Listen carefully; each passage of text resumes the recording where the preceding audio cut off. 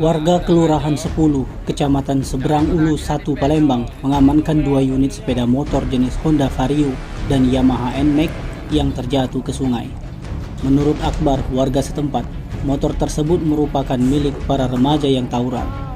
Diakuinya bahwa tawuran yang terjadi tersebut sangat meresahkan warga karena membawa senjata tajam, serta mereka juga membawa bom molotov yang dapat membahayakan jika terkena tubuh. Sementara itu, Kapolsek Seberang Ulu 1 Palembang, Kompol Firdaus mengimbau para remaja yang masih melakukan aksi tawuran untuk tidak melakukan tawuran lagi, karena selain membahayakan diri sendiri, juga bisa membahayakan banyak orang. Pihaknya sudah sering melakukan patroli dan mengamankan mereka. Pihaknya juga mengimbau agar mereka tidak lagi meresahkan masyarakat. Tim Liputan Sumsel Update TV melaporkan.